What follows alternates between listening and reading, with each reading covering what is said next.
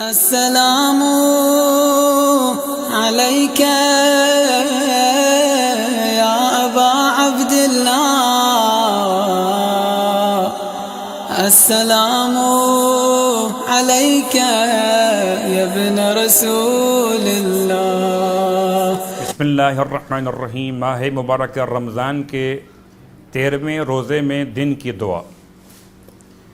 اللہم طہرنی فیہ من الدنس والاقذار وصبرنی فیہ علی کائنات الاقدار ووفقنی فیہ للتقى وصحبت الابرار بعونک یا قرۃ عین المساکین۔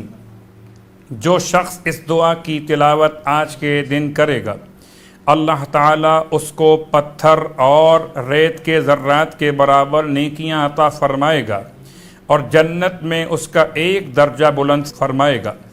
ماہ مبارکہ رمضان کے 13ویں روزے کا ثواب اللہ تعالیٰ اہل مکہ اور مدینہ کی عبادت کے برابر ثواب عطا فرمائے گا، اور مکہ اور مدینہ کے درمیان جتنے پتھر ریت کے ذرات واقع ہوئے ان تمام کے برابر انسان کے نامہ اعمال میں نیکیاں درج فرمائے گا۔ ماہ مبارکہ رمضان کے روزوں کے مسائل کے عنوان میں کہ کیا گرد و غبار حلق تک پہنچنے سے روزہ باطل ہو جائے گا؟ جی ہاں، روزہ باطل ہے، چاہے یہ غبار کھانے کی چیز کا ہو، مثلا آٹا یا ایسی چیز کا جو کھانے میں استعمال نہیں ہوتی جیسے مٹی وغیرہ۔ اسی میں نیبولائزر کے دھوئیں کو بھی شامل کیا جا سکتا۔ آغا سیستانی اور آیت اللہ خوئی کے نزدیک بنابر احتیاط لازم غبار کے حلق تک جانے میں روزہ باطل ہو جاتا ہے۔ ماہ مبارکہ رمضان کے 13ویں رات کی دعا کہ جہاں پر مولا متقیان علی ابن ابی طالب علیہ السلام نے دعا سے پہلے نماز کے عنوان میں ارشاد فرمایا کہ اگر کوئی انسان اس رات میں 4 رکعت نماز پڑھے اور ہر رکعت میں الحمد کے بعد سورہ توحید 50 مرتبہ تلاوت کرے گا تو قیامت کے دن پلے صراط پر سے برق رفتاری سے گزارا جائے گا۔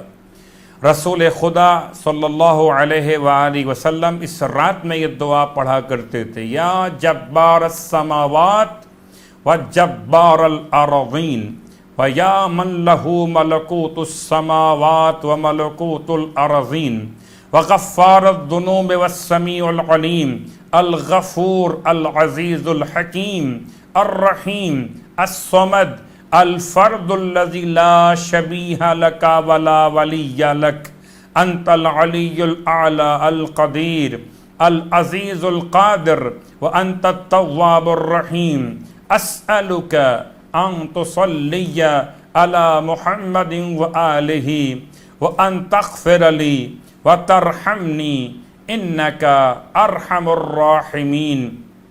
یہ ان راتوں میں شامل جنہیں ایام 20 کی راتیں شمار کیا جاتا ہے۔